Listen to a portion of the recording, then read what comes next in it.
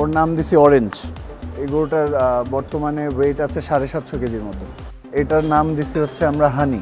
Holstein Friesian, ব্রাহ্মণ cross, সিব্বি, Sahiwal, Sindhi, ভুট্টি। এখন বর্তমানে 400 গরু আছে এখানে। 3 বেলা গরু খাবার পাচ্ছে, 3 বেলা মাস্ট গোসল পাচ্ছে। বেশি গরম হলে 6 বেলাও গোসল করাই। আমার প্যারেন্টসরাও এই জিনিসটা অ্যাকসেপ্ট করেছেন, এই গরু পালাটা। আমার ওয়াইফকে আমি যখন বিয়ে করি আমি বলে নিয়েছিলাম যে দেখো, আমি তোমাকে যখন বিয়ে করব, আমাকে কিন্তু কোরবানির 2 মাসের আগ থেকে পাবা না, আমি কিন্তু গরু নিয়ে ব্যস্ত থাকবো। And she was like okay, হ্যাঁ I am fine with it, and she was very supportive.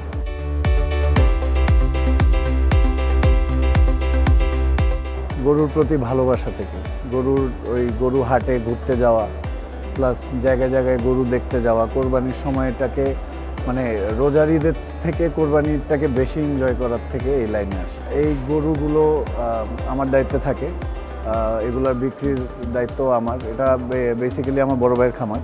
আমার এই লাইনে অভিজ্ঞতা 10 বছর।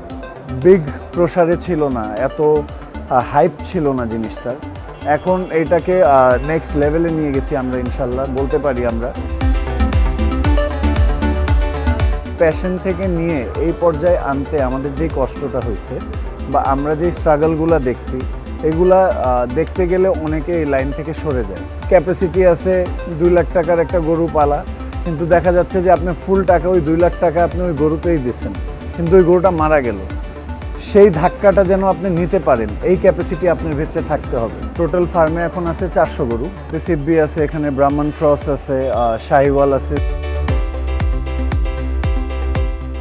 এই গরুটা যেরকম, এটা আমাদের ব্রাহ্মণ ক্রস F1। এই গরুটা সাধারণত বাংলাদেশে খুব কম দেখা যায়। এই গরুটা আমাদের দেশেই জন্ম গরু। এই দেশের জন্ম গরুটা আমরা আরেক জায়গার থেকে সংগ্রহ করে নিয়ে এসে পেলে তারপর এটাকে বড় করে এখন এই পর্যায়ে নিয়ে আসছি। ওর জাত, ওর সব কিছু মিলায়, ওর looks, everything is different from other cows. ওর নাম হচ্ছে সম্রাট। এইটা হচ্ছে এটাও আমাদের ঘরে পালা প্রায় 3 বছরের উপরে। এটার নাম দিছি হচ্ছে আমরা হানি। মানে হানি নামটা দেওয়ার কারণ হচ্ছে, এবার বাংলাদেশে খুব প্রচলিত হয়েছিল যে তরমুজ বেচা নিয়ে, যে মধু, তো আমি বলছি মধু কেন বলবো, ওকে হানি বলি, তো ইংলিশটা ইউজ করি আর কি। এটাও 3 বছরের মতন পালা। এই গরুটার নাম হচ্ছে শেহজাদা।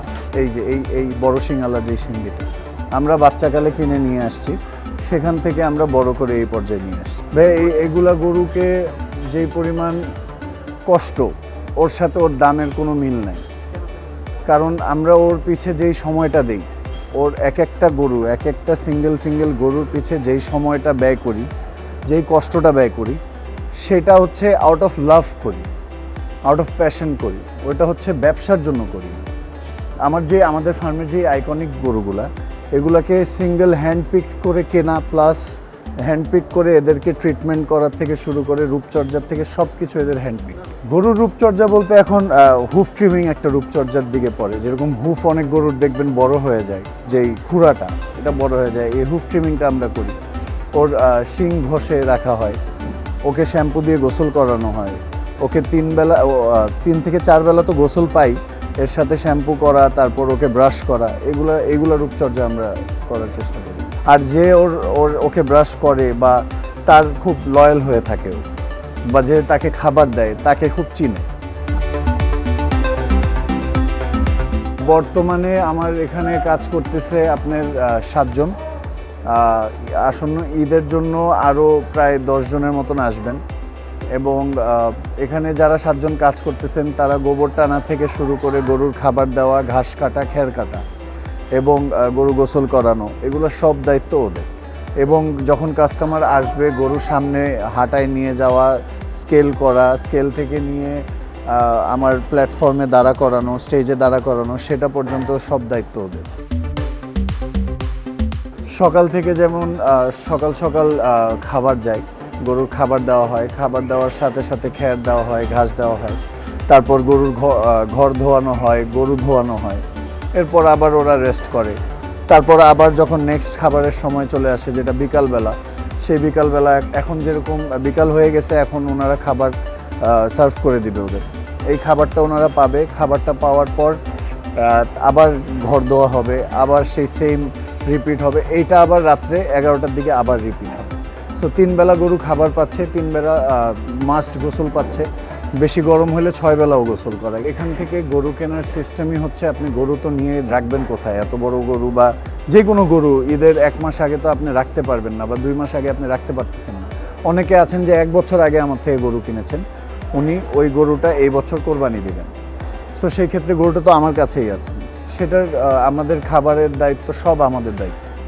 গরু খাওয়াবো আমরা, গোসল করা সব আমাদের দায়িত্ব। জাস্ট যখন নিয়ে যাবেন তখন আপনি নিজের দায়িত্বে নিয়ে চলবেন।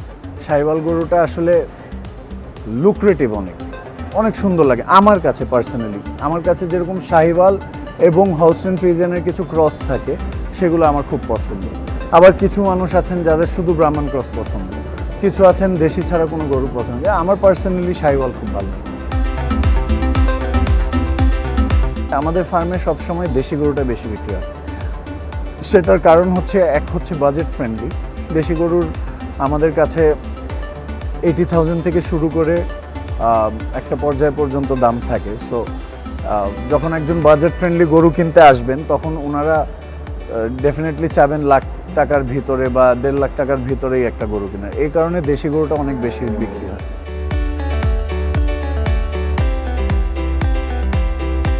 এই জিনিসটাকে 400 জায়গায় আমরা যেন এই জিনিসটাকে 1000-1200 গরুর একটা খামার করতে পারি। হয়তো এখানে না করতে পারলে অন্য কোথাও করতে পারি, বাট ইনশাল্লাহ ভবিষ্যৎ পরিকল্পনা এটাই। আল মাদিনা ক্যাটেল ফার্ম গত 5 বছর ধরে একটা গুডউইল নিয়ে আছে যে ওনাদের গরুর মাংস বা ওনাদের গরু কখনো খারাপ হবে না। আমি কোনো গরু, খারাপ গরু মানুষকে দেই নাই কোনো দিন, ইনশাল্লাহ দিবও না। আর এই ট্রাস্টটা আমার কাস্টমার যারা আছেন তাদের কাছে আছে আমার প্রতি। সো আমি এই ট্রাস্টটা ধরে রেখেই এই জিনিসটা আগায় যাচ্ছি, ইনশাল্লাহ সামনেও আগায় যাবে।